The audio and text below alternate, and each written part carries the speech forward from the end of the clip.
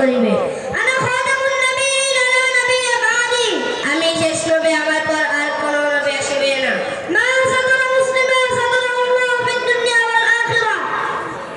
যে ব্যক্তি কোন মুসলমানের দল গোপন রাখিবে, আল্লাহ তাআলা দুনিয়া ও আখিরাতে তার দল গোপন রাখিবে। কবরকে সিজদা করিও না। দুনিয়াতে এমনি ভাবেই থাকো যেমন কোন মুসাফির বা পথিক থাকে। আর কোন পয়গম্বরের ওয়ারিস। যে ব্যক্তি কোনো ভালো কাজের পথ দেখায়, সে ওই ভালো কাজ করার মতো সওয়াব পায়।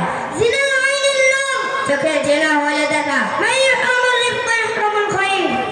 যে কল্যাণ হইতে বঞ্চিত, সে ধর্মতা থেকে বঞ্চিত।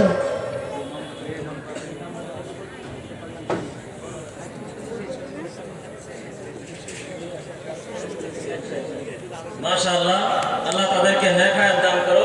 আল্লাহ রাসূলের হাদিস তারা তাফসীর করে পড়াইতে পারে, আল্লাহ তাদেরকে সেই মানের মুহাদ্দিস হিসেবে কবুল করুন। আল্লাহ তাআলা আমাদের সন্তানদেরকে এইভাবে করার তৌফিক দান করুন। আমাদের সামনে এখন যে সমস্ত দোয়া আল্লাহ রাসূল থেকে আমরা শিখে আসছি, দোয়ায়ে মাসুরা, তার থেকে 10টা দোয়া আমাদেরকে পড়ে শোনাবে মোহাম্মদ আফিফ বিন মুফতি আকবর হুসাইন।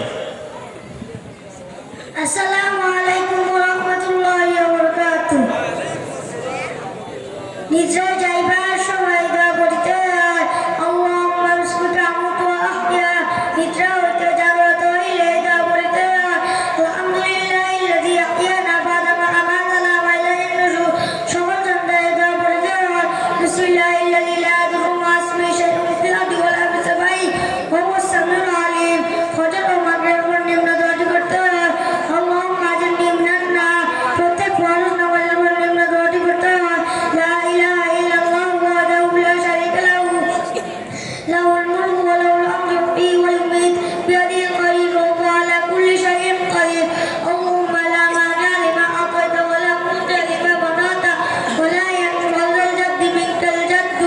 প্রথমে যাইবার সময় দোয়া পড়তে হয়, আল্লাহুম্মা ইন্নী আউযুবিকা মিনাল খুবুসি ওয়াল খাবাইস।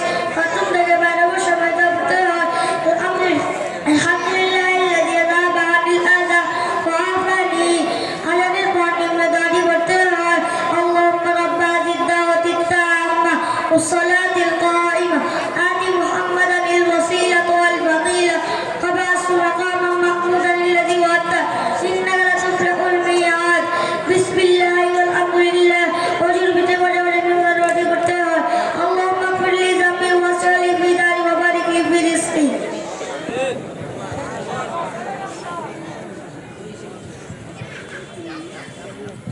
শুকরিয়া।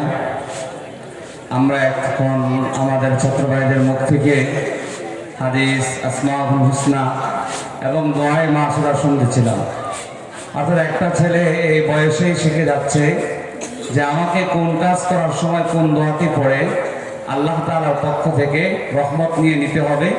যদি আল্লাহ তাআলার নাম নিয়ে কাজটি শুরু করি বরকতময় হবে, এবং কোন ক্ষেত্রে আমাকে আল্লাহ তাআলার নিকট আশ্রয় গ্রহণ করতে হবে সেটাও এই অবুঝ বাচ্চাটি এখন শিখে নিয়েছে। যদি